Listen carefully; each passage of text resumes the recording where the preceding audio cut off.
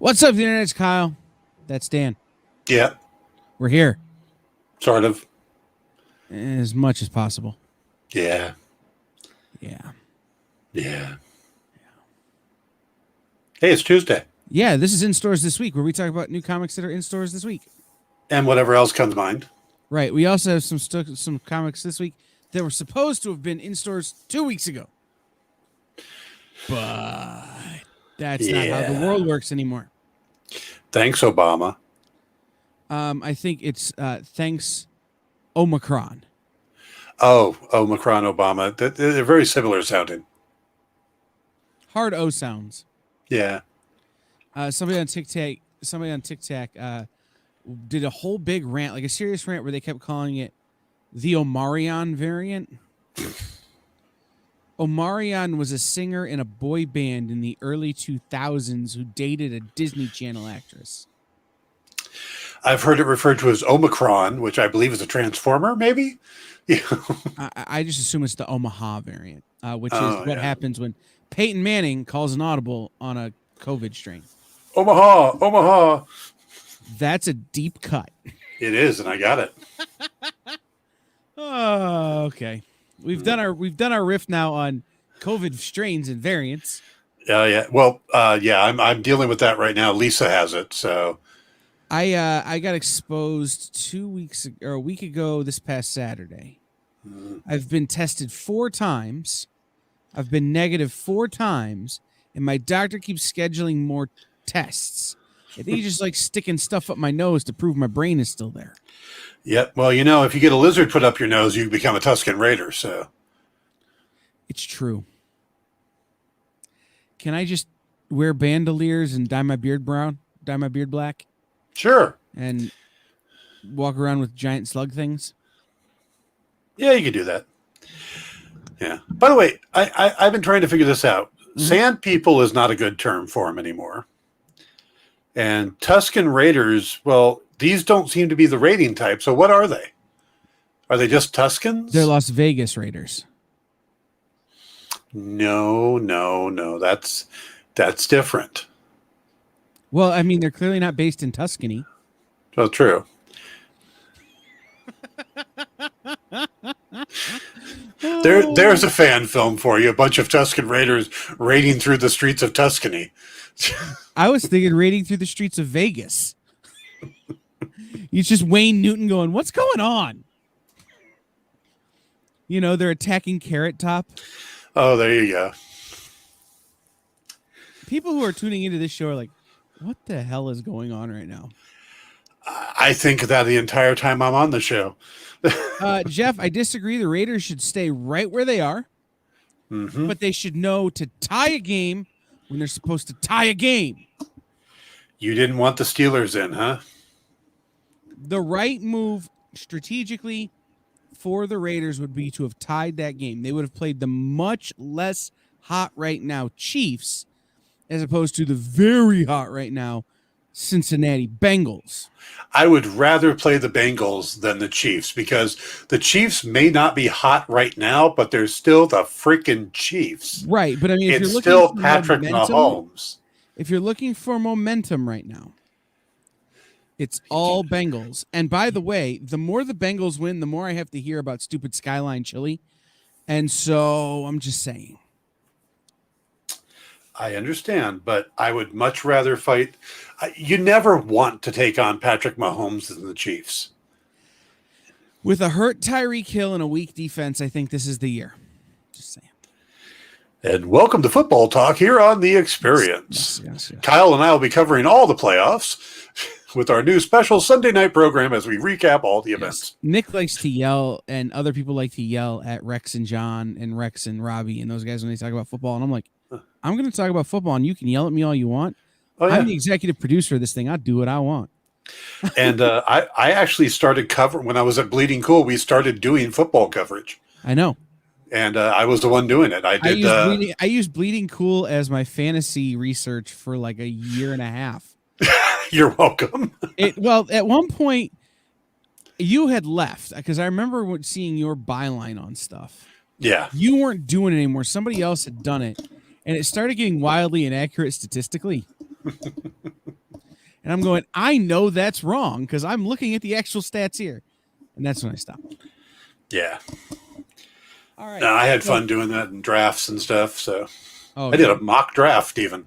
I'm actually putting a league together, a playoffs only league, which is going to be super fun. Sign me up.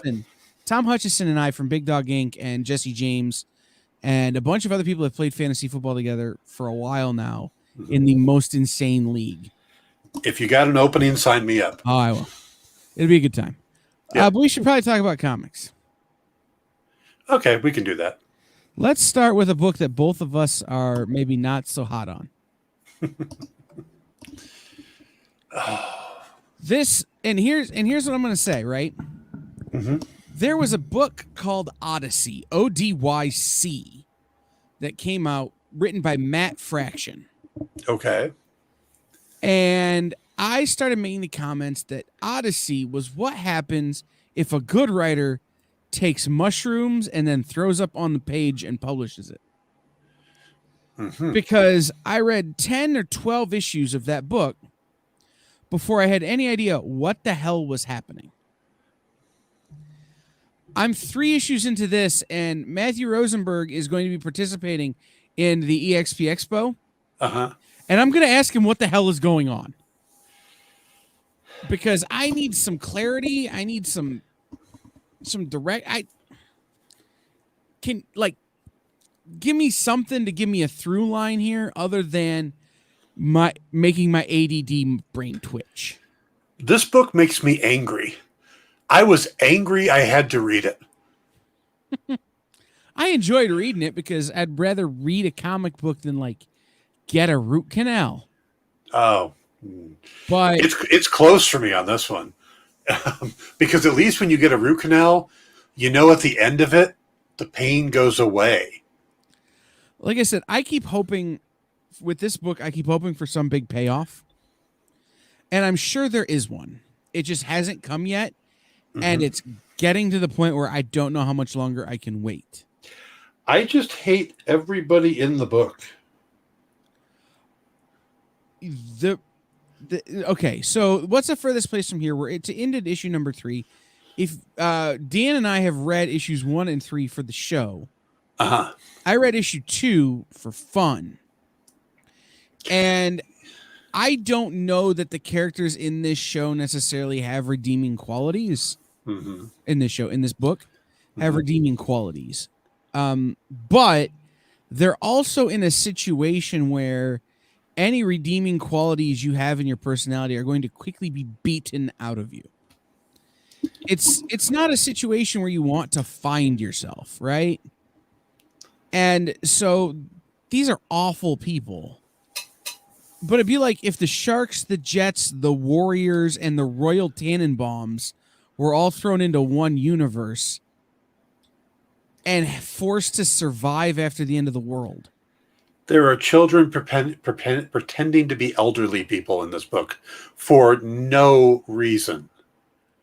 Well, there is a reason, and they kind of dance around it. There are 2 separate... In the world of What's the Furthest Place from Here, the world is perpetuated by 2 separate yet equally important groups.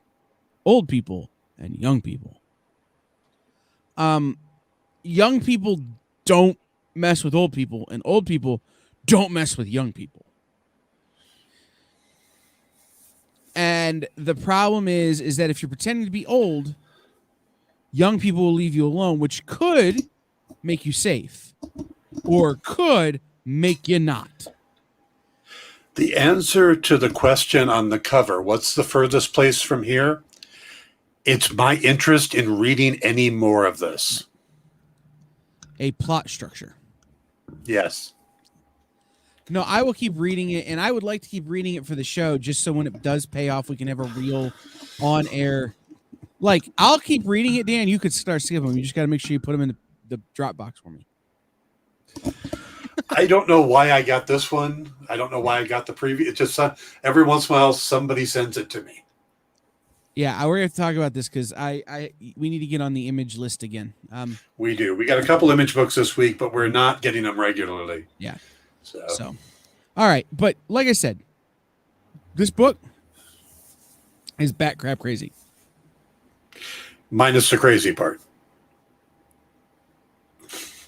So it's just bat? Nope, you had another word there. Yeah, I know. All right. Another book that was bat crap crazy. But I enjoyed this one. Yes. So here's what I will say about the sort of Hyperborea. Or did you say it Hyperborea? I'd say Hyperborea. Hyperborea? Yeah. If you love the Hellboy universe, this book is for you. Yes. If you meh the Hellboy universe, there are other books. There is a line in this book, and it summed up my love for this book. And Liz Sherman refers to this main character on the cover as Captain Caveman. Does have that sort of. And as soon as I saw that, I'm in, because it worked. It is absolutely, it's like, I love it. This is basically a caveman in modern day and how he gets there. That's very true. If like I said, if you're into this Hellboy, this Mignola verse, this book really does fit the bill for you. If you're even at all a little fuzzy on it, this is a hard read. But it is very much, if you took Cro-Magnon Hellboy, the Cro-Magnon world of it, and threw it into the modern day with a lot more magic and stuff, which is interesting. Mm-hmm. But yeah, and if you're not reading Hellboy or you're not into the Hellboy thing, it really is one of the most unique and, for me, entertaining universes out there that's not owned by a major corporation. This is, Mike does what he wants to do, and I think that's awesome. Yeah. It's one of the few universes that I don't know I'd actually want to write for, because I think I enjoy reading it more than I'd ever want to write for it. Well, and the few people who have not fared well. I thought Josh Dysart did a really good job with the BPRD stuff. Yeah. And Michael, I think it's Michael Golden. No. There's a co-writer he uses sometimes. I want to say it's Michael. I don't know. There's a co-writer he uses sometimes. And I think Rob Williams here did a good job. I assume it's Rob Williams that did the writing. Yeah. So yeah, I like it. But then I'm a big Hellboy fan. I've got somewhere in this pile next to me, I actually have the David Harbour movie, and of course I've got all the Ron Perlman movies. I've even got the Tad Stone animated films. So I'm all in on Hellboy. I think he's great. I'm a big Hellboy fan too. I won $150 playing Trivial at one night because of the second Hellboy film. Really? Yes. The question was this natural stone formation in Northern Ireland, something, and it was Giant's Causeway, which was featured in the second Hellboy film. Nice. And I knew that, and it's the only reason I knew the answer to the question. So all right. Next book up. Nyx, number 3. I like this book a lot. I do too. I have one problem with this book. On the first few pages, there are these little annotations in the bottom corners. They're like, you should have read Sacred Six to know this, and you really need to do this, and this takes place before this, and stop.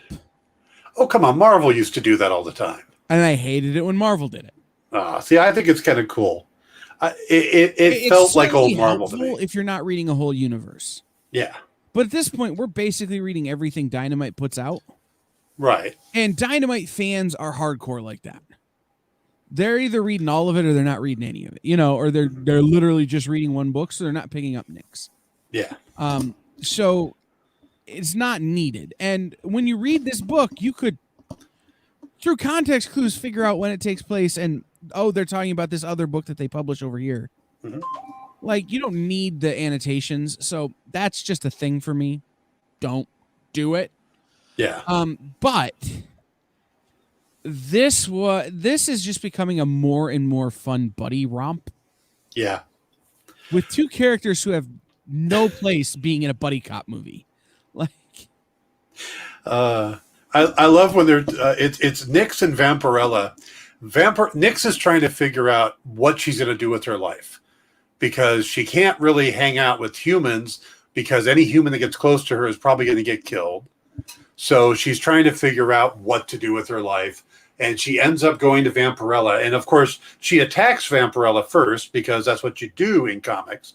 But it's, because, there was someone else posing as you, and I had to make sure so they have a little fight. And then when they come out of it, they're trying to find common ground so they could become friends and hang out with each other, because only people with powers are going to be able to survive. So they try drinking. And I love Vampirella's thing about, well, my physiology, alcohol doesn't affect me. And Nyx's response is, but have you tried drinking a lot? And that's what they do. Right. And it's like Barry Allen, right? Yeah. To get Barry Allen drunk, you got to really throw it hard. You got to really throw a party. Yep. Same with Vampy. And Vampy becomes a weepy drunk. Oh, you guys. I really miss Pendragon. Oh my god. It's like, oh my god. It is. I'm very Dracula. It is a very fun book. It's very different than I expected. Yes. And I want this book, this issue, but throw in Sonya, throw in Barbarella, throw in, like, Dynamite has all of these super kick-ass women. Can we do a Ocean's 8 or whatever that movie was with Sandra Bullock and all of them? Yeah. But with the women of Dynamite, but also where it's just the Real Housewives of Dynamite comics? What the opportunity they missed, and I wish Nick was on, because Nick pops in every once in a while. I wish Nick was on right now. The opportunity they missed with the fact that with Unholy coming out was the chance to do a bachelorette party for Vampirella with Nyx and Red Sonja and all of these characters. It could have been like The Hangover. It would have been fantastic. I'm so there for that book. Yes. Like, I would spend an unreasonable amount of money on that book. They get Deja Thoris to come in from Mars. Right. You just go to town. Deja Thoris is like one of those where she's like, really? This is how we're gonna party. Like, John is on Mars, like, probably screwing stuff up, and you're gonna call me to come here and do this. Like, and you get like one human guy who spends the entire thing trying to hit on him. Never drunk off his ass, never realizing they're not normal people. Right. And at the end, like, they kill him. Like, yeah, all right, we're good. I like your wings. Those are really cool. Did you make them yourself? Purgatory's like, no, I was born with them. Just right. And he goes, oh, is that like Maybelline? Nick, we're writing you gold here. Where are you? We are. Absolutely. Yeah. I'm all over this, Nick. If you want it written, just say the word and it'll be Everybody done. tag Barucci in the comments and tell him that we want to do this. Yeah. All right. The bachelorette party is the Women of Dynamite bachelorette party. Would get picked up and, like, Paul Feig would make a killer movie out of it too. Like, oh yeah. Yeah. All right. Yeah. So the last session, number 2. And I think we may talk about this book longer than most people would. Mm-hmm. Dan, were you triggered by this book? A tiny bit. Yeah, me too. Yep. Yeah, I love the idea that this is a group of people that met in high school and have continued into their lives while still playing Dungeons and Dragons together, or a version of right. a look. They're non-copyright playing a name. legally not Dungeons and Dragons game. Yes. It is fun. It is cute. If you are a Dungeons and Dragons player, this is a cool book to pick up. And there's 2 issues out so far. We got to read both of them. We got both at the same time. And I like this book. It's a lot of interesting characters. We jump back and forth between the real world and the role-playing world. I like it a lot. If you've ever been in a long-running campaign, every bit of this book is something you've experienced. Mm-hmm. Like, for me, I wasn't in high school when I started playing with my group, but I was fresh out of college. I was first real job, Mm-hmm. and I met everybody through my local comic book shop. And we had a long-running campaign. We became like best friends. Like, I was the best man at the wedding of the GM and one of the players. Like, and the priest that performed the wedding was in our party. And, JD, who I still work with, was in the party. And, it's like, it's one of those kind of, you get these groups in your life that are, Lee, you're wrong. I've been in the same group now for a decade. We have to play on Zoom now, but we have been in the same group for a decade. They do tend to fizzle out after a while.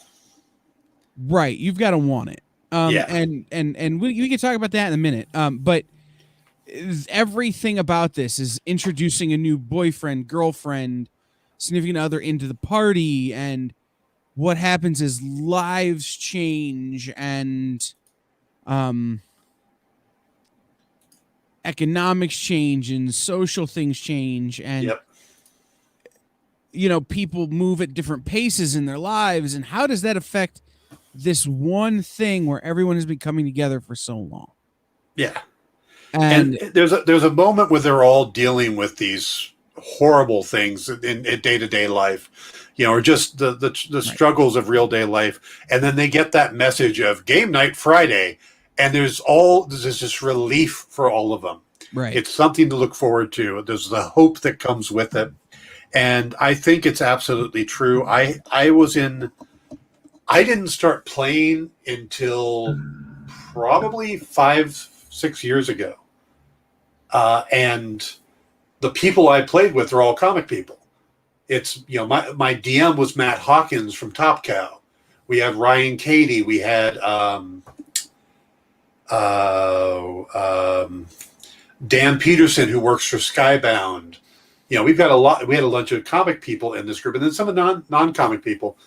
Well, that group, of course, fizzled apart because that's what happens. But we're now playing a new campaign, and Matt and Dan are in this new group, and I'm DMing it instead of Matt. So I've gone from learning how to play with this group 5 years ago. Now I'm running the game, and Matt's the player, and you make bonds through that way. Absolutely.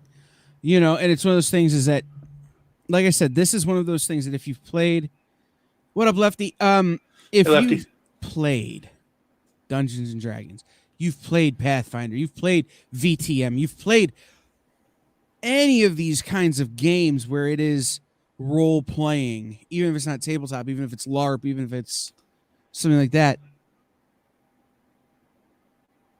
this book is going to trigger you. Yeah. So, real quick, let's take a timeout because I think something Lee said is worth taking a minute on, because Dan and I are in this community. I think long-running D&D campaigns are a myth. The key is to not just play D&D. Having a gaming group, not just right. Yeah. In fact, my group right now is taking a break from D&D, and we're playing. We start it next week. The books are in the mail. Baker Street, which is a Victorian era Sherlock Holmesian murder mystery RPG. Nice. Right. Like, so we bought a campaign from the people who make it. We bought the books on Drive Through RPG, Mm-hmm.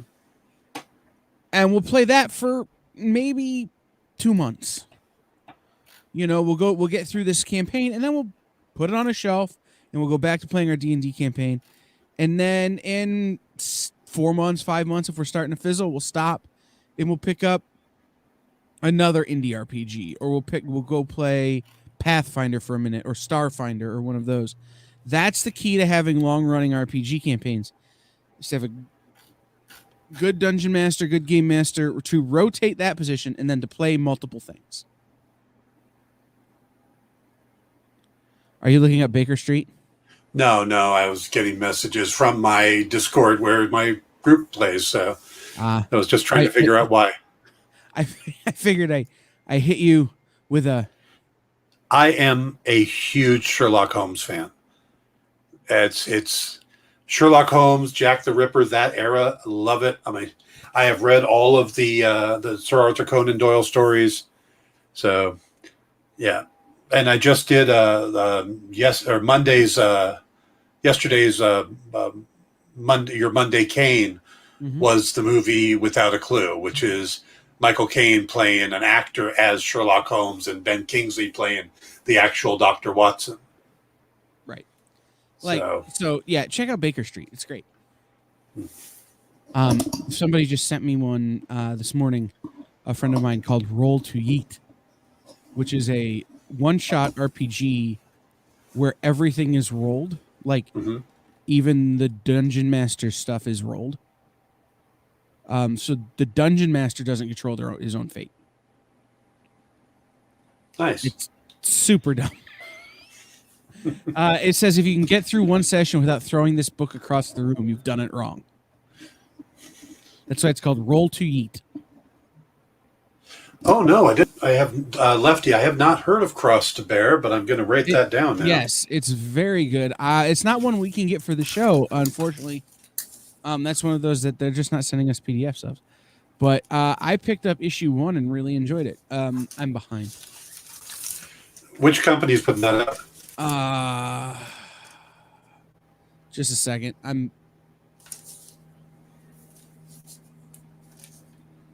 It is Aftershock. Okay.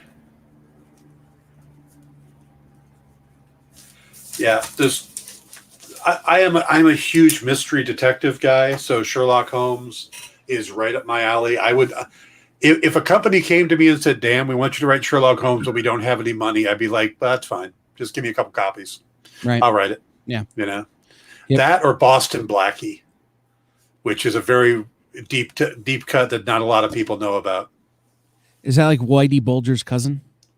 No, Boston Blackie is a book written by Jack Boyle back in 1910. I had a copy. I got a chance to read an actual first edition from Michael Stackpole, the author, loaned it to me at a convention. I read it super carefully, and then it was turned into a radio program for a lot of years by starring Chester Morris.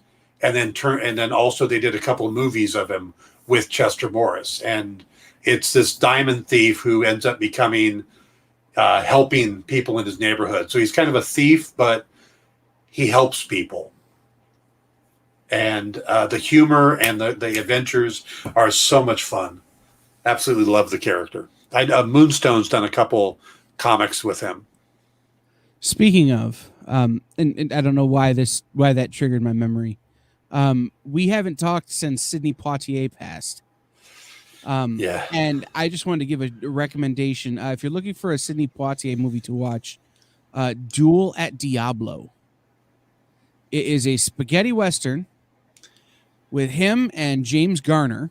Oh my gosh. And James Garner is like young.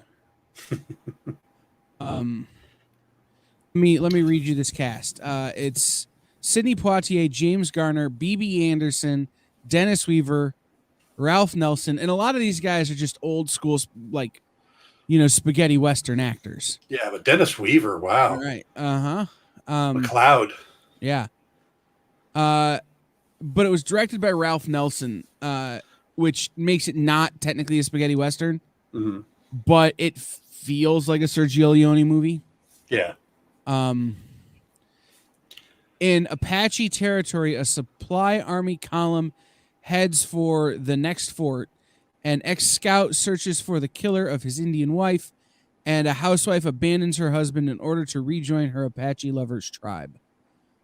This movie came out in 1966. Wow. Right. But it's very, very good. I was reminded of it last night, and yeah, that's not one I'm familiar with. I know when you speak of Sidney Poitier, you think of In the Heat of the Night, To Sir with Love, Guess Who's Coming to Dinner. I mean, some huge, major movies, or more recent, more modern Sneakers with Robert Redford and Dan Aykroyd, and I mean, just an amazing cast there, and Ben Kingsley. But yeah, Duel at Diablo. I got to check that out.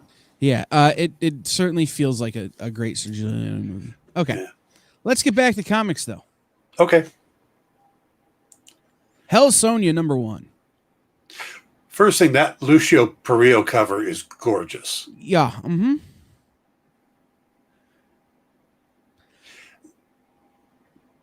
There is a 1 in 30 variant of this book that I made arrangements with my LCS. I'm trying to remember who did it. Hold on. It is the Yoon Virgin variant. Jungian Yoon, yeah. Yeah. I'll just pull it up and put it up. That I made special arrangements with my LCS to make sure I got. You know that Dynamite is serious about this book when you get a Lucio Perillo cover, a Jungian Yoon cover, a Joseph Michael Linsner cover, and a Jay Lee cover. Hey, there's now Nick's on. Yeah. Hey, Nick. We were writing a book for you earlier.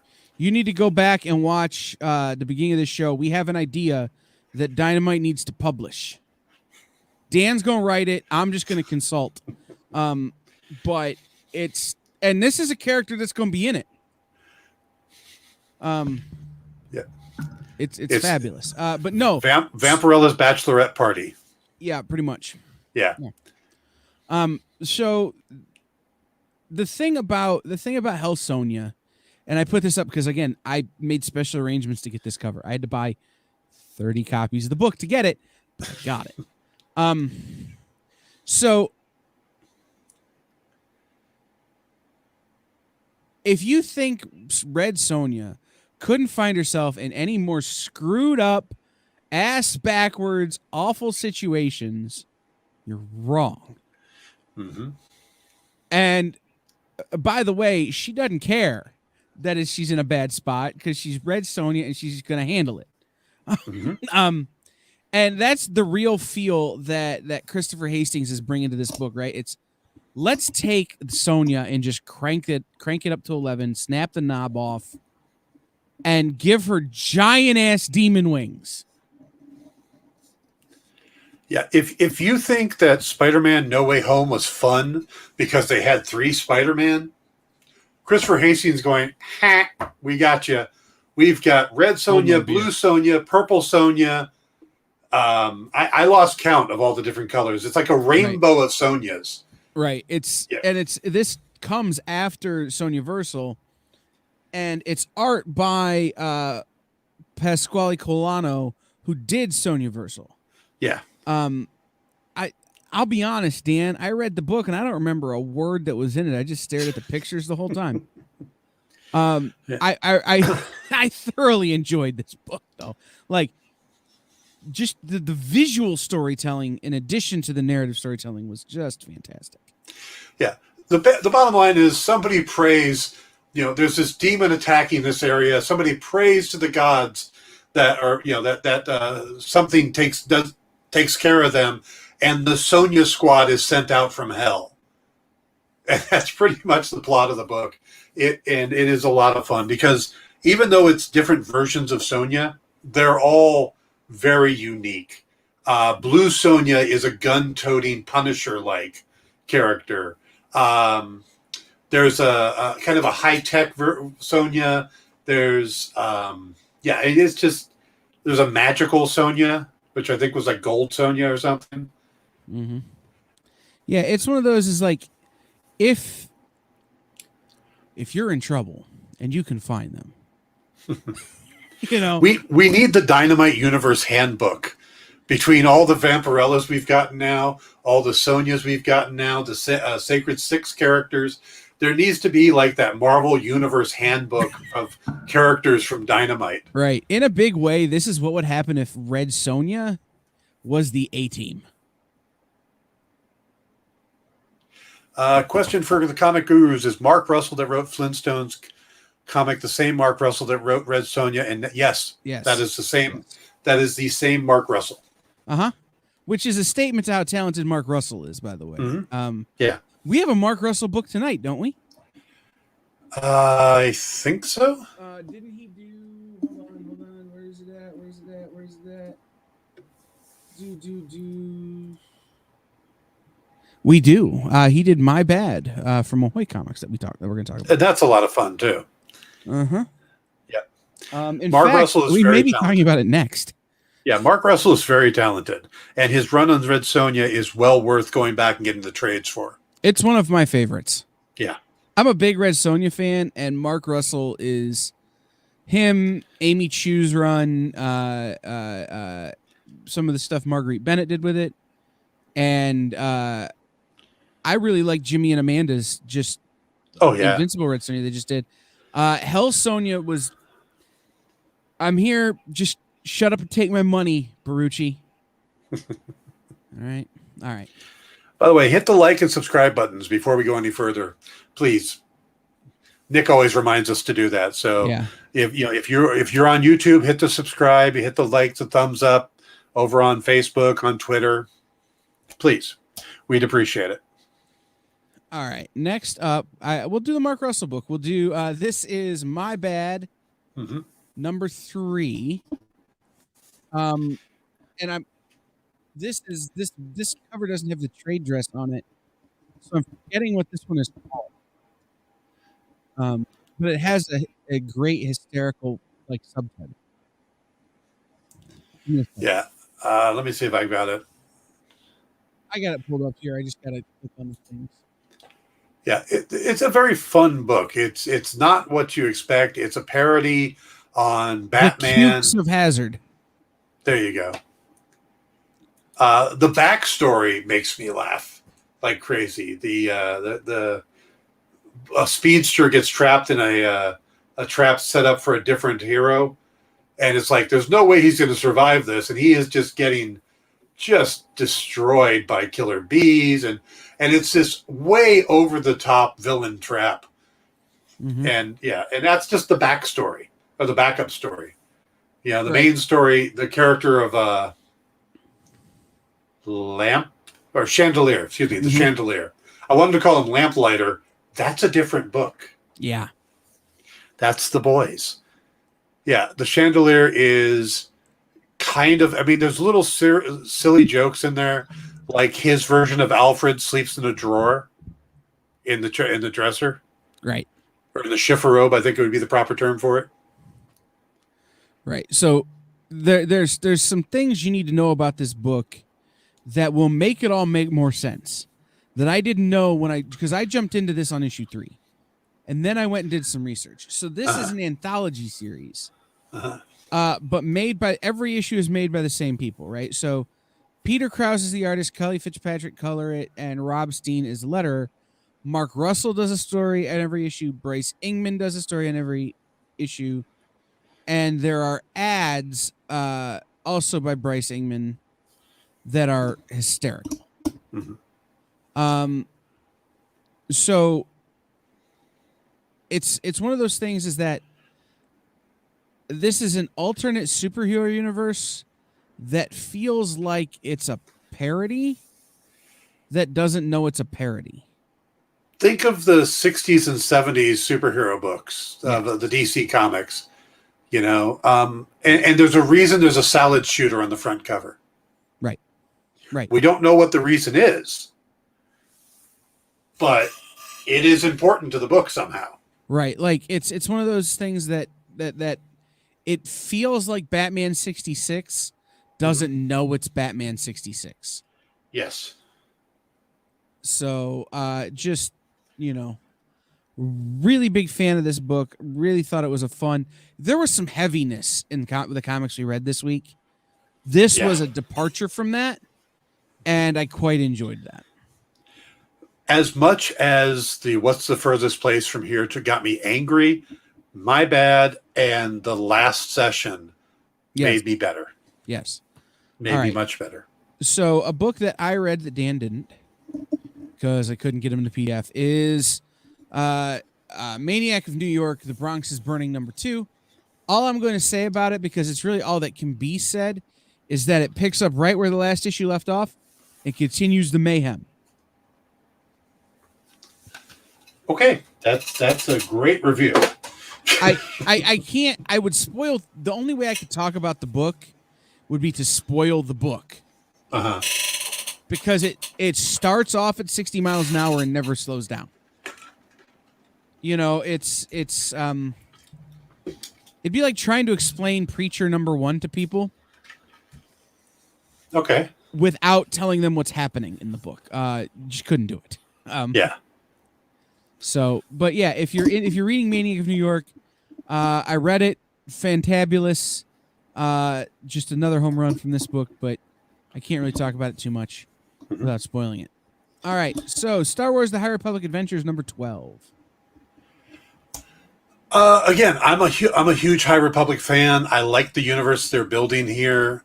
It's adjacent to the Star Wars universe. There's a lot of new stuff. The Nihil are a big part.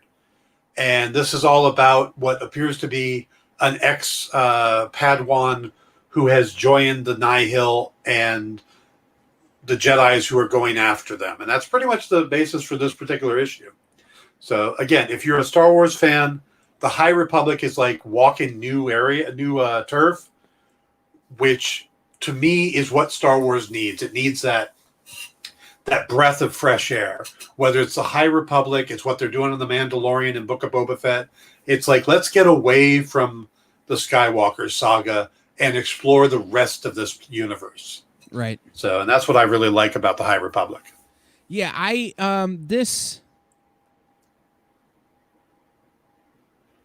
the Star Wars Adventures license, I don't believe Star Wars Adventures is going to continue. I think it ends when it ends. Mm-hmm. Jeff. And I'm not sure exactly what that contract looks like, to be real honest. There's some inside baseball there that's happening that may wind up in this and a couple of other books continuing, despite that license moving. But the High Republic is a very controlled thing. It's planned out year by year. So all the components. So even if it moves over to another company, they're still controlling it through a central hub. Right. They're doing all the novels, all the comics, whether it's Marvel Comics or whoever the other one is going to be. They're still controlling it through a center. So right. It will, yeah. So I don't think the stories will change that much. Well, like I said, and there's some inside baseball that I've been hearing that this one, because it's adventures and not regular High Republic, may continue to come out from IDW, whereas the regular one will come out maybe from Dark Horse, and it might be one of those things where it's got both companies' logos on it. There's some... We have to see how all this comes out in the wash. Yeah, some comic Michigas. Yes. All right. Let's Wolven Heart #10. I don't know why we didn't do this earlier in the show. Dan and I both had a real simple read on this one. It's League of Extraordinary Gentlemen, some real people thrown in. Yep, pretty much. We jumped in on issue 10. I think I can get the PDFs going back, so I'm going to maybe go back and reread it because I did find it interesting. Mm-hmm. But it's if you're already reading it, great. If not, the main point I wanted to make with this book is support Mad Cave, guys. They did the last session. They did Battle Cats. They have a ton of great stuff coming. They've been a big supporter of ours here at the Experience, and we want to continue to support them. And they're one of the newest companies that's sending us stuff to read It may be difficult for us to jump into some of this stuff because they're so far in, but we will do our best. Yeah. And if for some reason you want a book that has Nikolai Tesla, Joan of Arc, Romeo and Juliet, and vampires, that's your book. Right. You know, a whole bunch of people who died broke, penniless, and crazy, plus vampires. Yeah.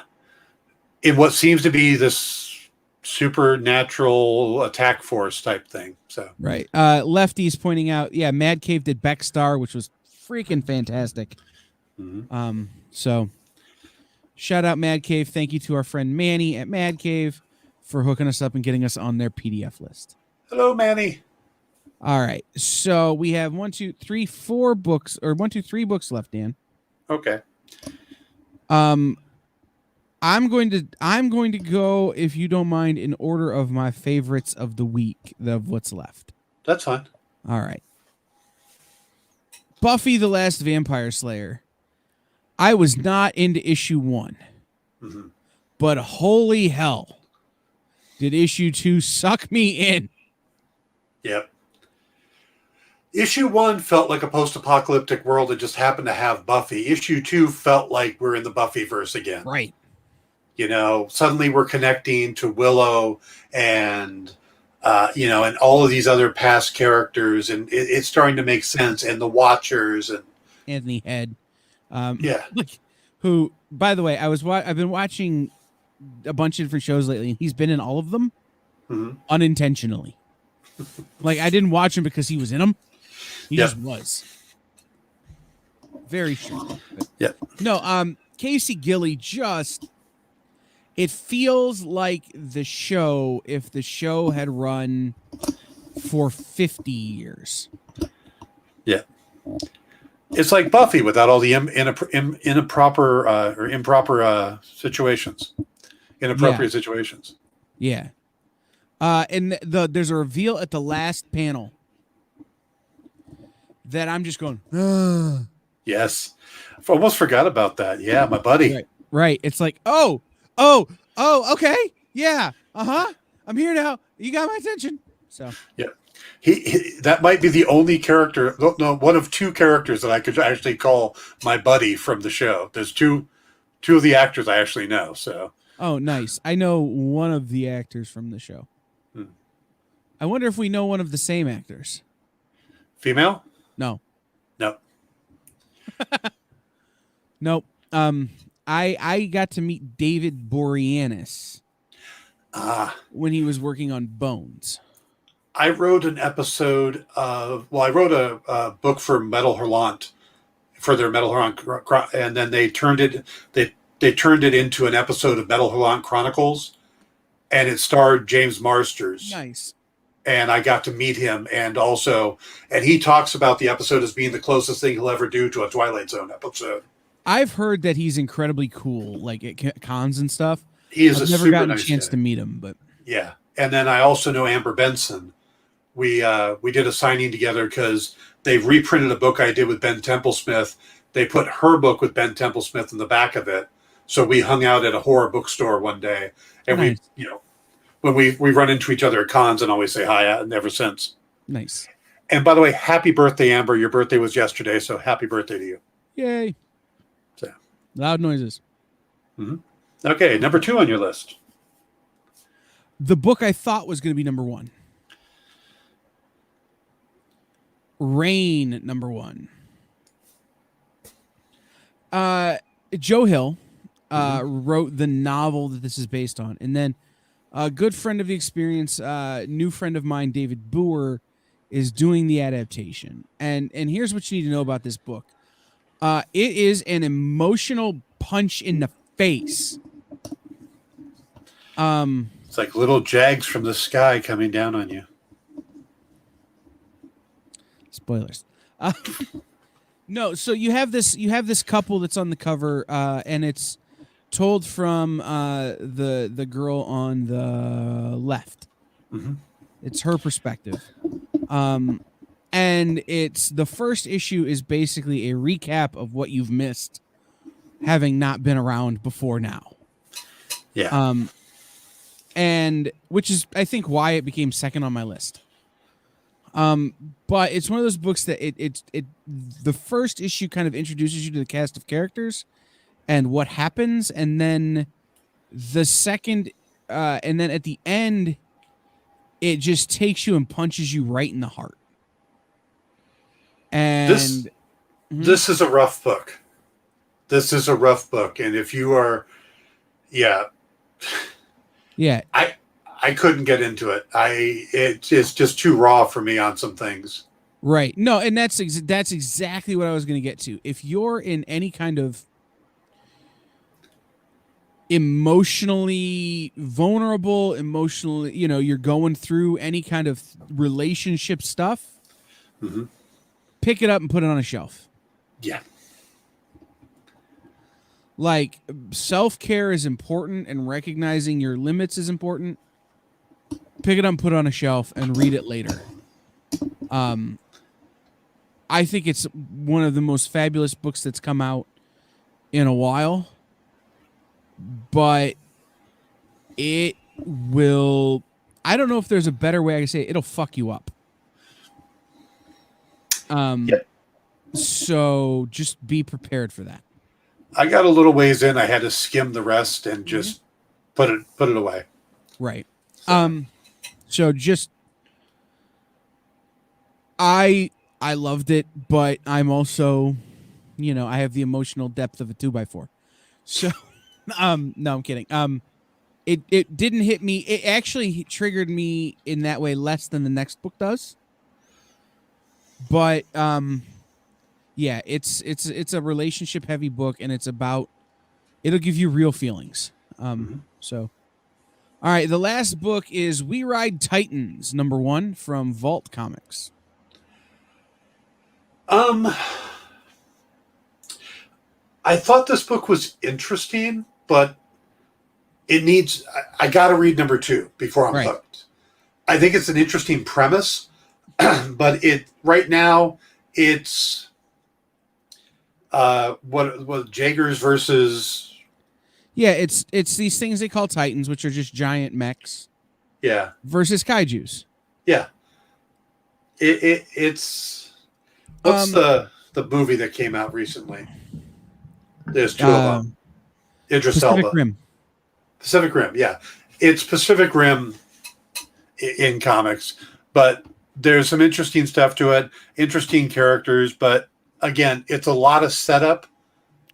So this is one you want to pick up, but I think you're going to want to give it 2 issues because that first one gives you a lot of setup, but it doesn't quite bring it home. Right. And there's a lot of you not knowing what you don't know. Yeah. I relate to this book in a weird way. And this is why I said that this book had me, Dan, you reading the surface of this book, and for most people reading this book on the surface, they're not gonna be like, why was Kyle emotionally frustrated, or why did this book make Kyle emotional? It doesn't make a ton of sense. This book, I can tell already, is going to have deep addiction story arc. I can see that. Specifically alcoholism. And the things that family, and I don't know exactly what this family is, the things that family does as it relates to your purpose in life and your family's trajectory for you and your own demons. Yeah. And so for me, I could see parallels of things that have happened in my life with my own struggles with addiction, with helping others who have gone through it, with the way my family dealt with my struggles with addiction and other people. And so there's a level of where this could very easily turn into big things beating the hell out of each other. It's also laying the groundwork to tell a much more realistic and emotional story. Yeah, definitely. So. All right. That was my favorite book this week. The last 3 really were kind of tied for me. Buffy, because holy crap, was that book a lot of fun. The second issue was much more fun. I think Nyx was probably my top book of the week. This was a good week. We had a couple of rough weeks. This was a good week. If we didn't have that one book, it would have been an awesome week. But man, and even I'm like, I wasn't happy with that one book, but I'm willing to keep going because I want to see what happens. oh, I just want them all to die in a fire. Ooh, bad timing. I'm sorry. That was bad timing with the New York fire. I was going to say, with the way this book is going, that's entirely possible. True, but that was really insensitive. I'm sorry. Yeah, no, that. So, but can I mention my Kickstarter before we go? That's what I was going to say. Couple of things we need to talk about before we leave. Dan has a Kickstarter. And we are so close to the second stretch goal. This is an erotic graphic novel. It's a love story between a straight-laced photographer that gets pulled into the exotic world of an up-and-coming supermodel. There are some moments in it that are based on true things that happened to me as a photographer. I've been a photographer for 20 plus years, having worked with models. So there's a lot of events that I pull in, mixed in with this overall romance story. We have some amazing covers. This particular one is Michael DePascal, who I got to work with on God is Dead. The last 8 issues of God is Dead, we did a backup story. We also have this amazing cover by Stepan Sejic from Sunstone, Witchblade, and his new book, Fine Print. Well, he did a cover. And then we have a cover by Sweet Paprika's and Mirka Andolfo. So that's the Sejic cover right there. Yeah, somehow your Mirka Andolfo cover got deleted from my photos here. I gotta go grab that again and put it back up here. Yeah. So all 3 of those covers are available. There's also a 4th cover, which is Michael DePascal's cover, slightly naughtier. Okay, more than slightly, but yeah. So it's this dirty. It's a fun book. We are coming up to our second stretch goal.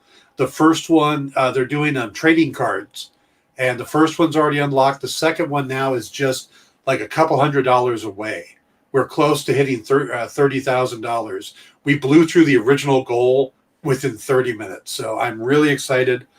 There it is. That's the Mirka Andolfo cover. So we got some other stuff coming up.